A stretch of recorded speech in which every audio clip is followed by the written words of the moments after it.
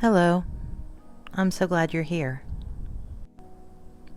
This month we've been drawing robots, and I thought today for our video it might be nice to draw robots together.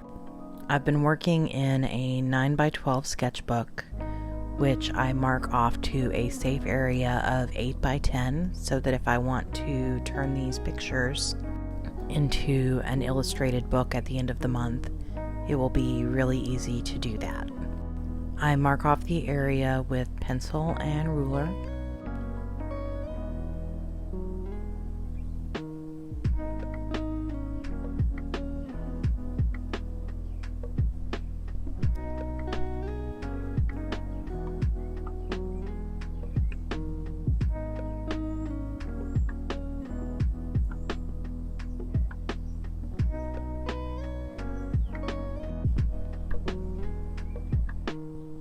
And then I will just follow along those dots of pencil with washi tape to create a nice little border to follow.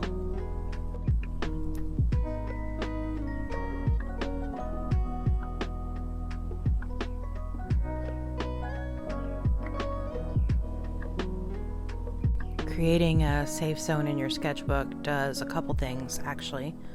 One, it makes it easier if you want to do something with the picture later. Two, it's another technique to kind of get past the blank page because you've already put something on the page. Three, it's just kind of fun. I like to infuse my drawings with a lot of emotion, and the easiest way to do that is to just go ahead and write directly on the page, what am I feeling? Then I flip to the handy feelings wheel that I have pasted into the front of my sketchbook. The feelings wheel is now available as a download in my community if you would be interested in that. The link is in the description. Once I have determined some of the feelings that I'm experiencing, I write it down on the journal page. Based on the words that I've written down, I usually have an idea of how a figure would be positioned. I wrote down peaceful, proud, and sleepy if you can't read my handwriting. As my mother will tell you, my handwriting is atrocious. You do not need to have good handwriting to draw. I decided for today's picture I would draw a sleeping robot. When I sleep, I kind of curl up in a little ball, so that's what I'm drawing. I just pull up an image in my mind of what that would look like from the angle I want to draw it from, and just begin to sketch. Initial sketches can be extraordinarily loose. You don't need perfect pencil lines. You'll notice that I draw directly over the writing that I had done. I like to use my small Tombow knock eraser to help refine my pencil lines as I go to make it more clear. And you'll just continue to refine your pencil lines and your body positioning as you get a shape closer and closer to what you like.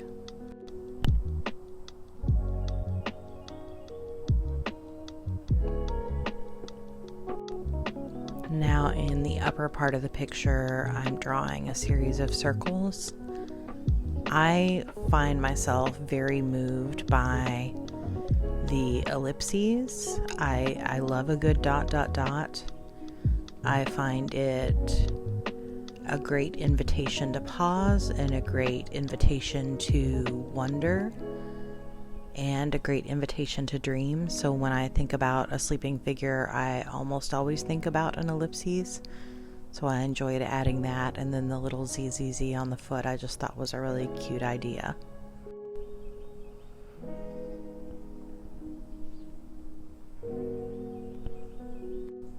Now I'm going in with an inking pen. I'm not actually sure which inking pen I'm even using, to just do a rough inking line around everything.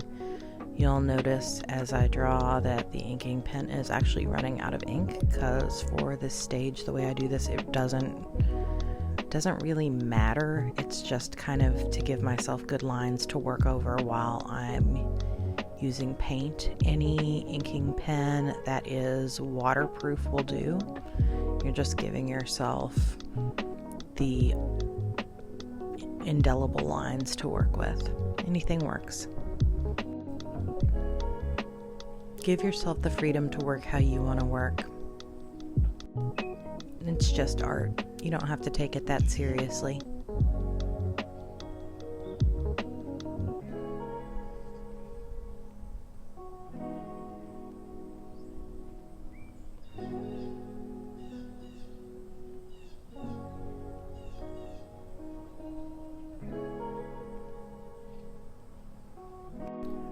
I use Tombow USA markers for most of my color work, and the way I use them is I lay down a very tiny amount of color, and then I use a Pentel water brush to move that color. I have used a number of brands of water brush, and the Pentel water brush is the only one that I've been long-term happy with.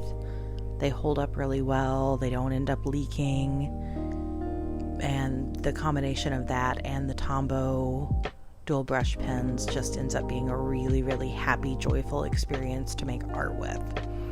The Tombow, you can use a lot of ink and get really great results, but the best results I think with them is really to use just this tiny little bit the way I'm doing and just move it around and let it have this beautiful watercolor flow to it. And then after you get in the first color, you pick another color and you lay in a shadow and just keep moving on down the line. I like to start in the areas that would be the darkest and drag the color out and just keep going. And then you see here I'm coming in with a completely different color. It's really fun to play with colors that don't necessarily go with each other.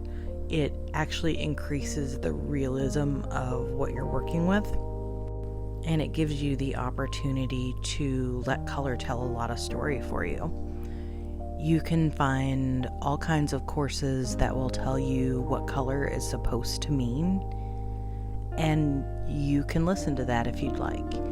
You can decide that red means courage or blue means sadness, or you can decide what color means to you because it's your color.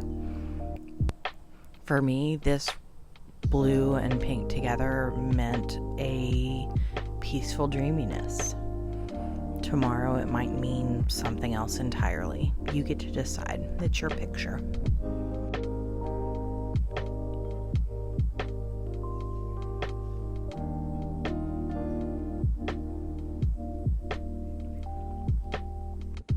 Once I get the basic coloring done with the Tombow, my process lately has been I get these jelly gouache paints by Himi out, and I do the backgrounds because gouache lets me do these really, really rich, heavy backgrounds in an easier, faster way than trying to do them with markers would allow me to do. I don't spend a whole lot of time on this. I use a medium-sized brush and just very loosely go around every object.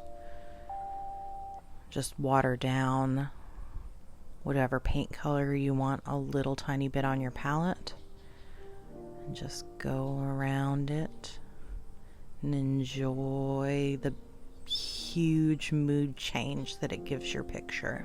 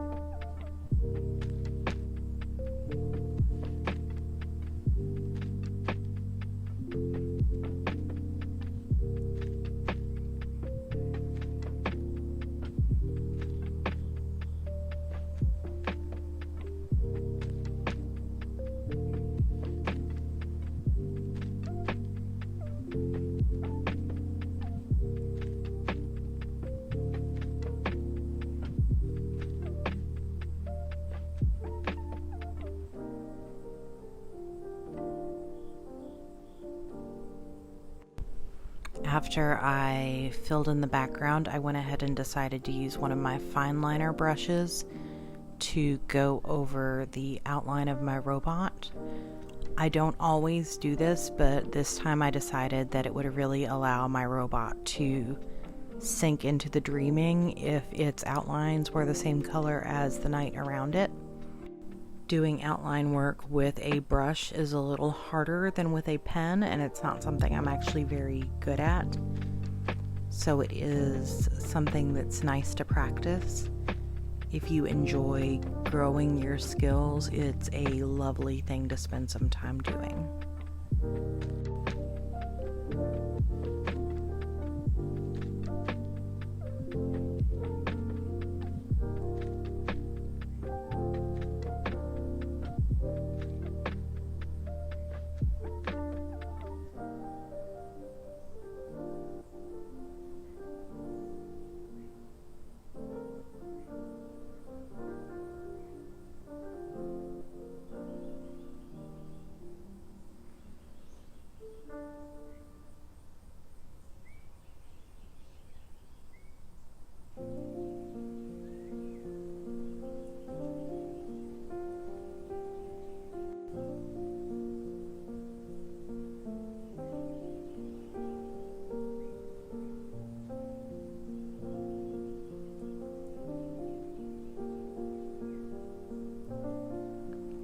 Looking at the robot, I realized I felt like it needed a little more color to its cheeks. Even though it's a robot, you can really play with the coloring and let it have a little bit of life, a little bit of joy.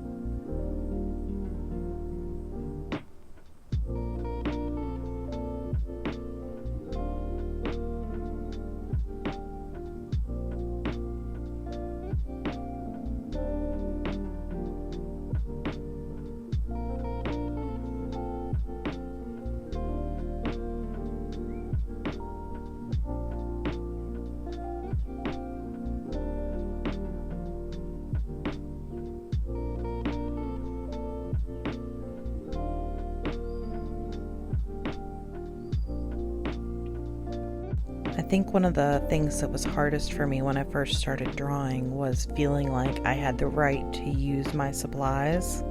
I didn't feel like I was good enough, so I didn't want to use too much paint or use too much marker. So I would make these pictures that were kind of washed out and kind of pale and not that interesting to look at. And I think that that's something that a lot of people who are just getting started out fall into, because we don't want to waste the supplies, we don't want to waste time, we don't want to waste anything. But it's not a waste to be creative. You are absolutely worth the time and the supplies and the effort that goes into making the picture that you want to make. You get to go in there and make a mess and make art. It doesn't matter if it's good. It doesn't matter if anyone likes it. It doesn't actually even matter if you like it. All that it matters is that you get in there and you do it, and that you know that you deserve to do that. It's not a waste to make art.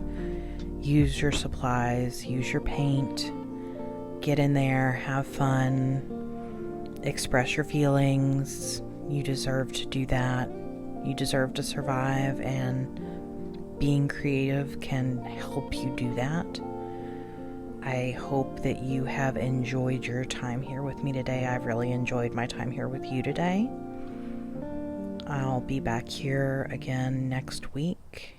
If you would like to keep this up throughout the week, the So Glad You're Here community is open. You can find us at so.gladyouare.com. That's so.gladyoure.com. We would really love to have you along. As a new YouTube channel, it means the world for me for you to interact with these videos. So like, comment, and share, and please subscribe for more videos each week. And remember, you have the right to be creative. Light on.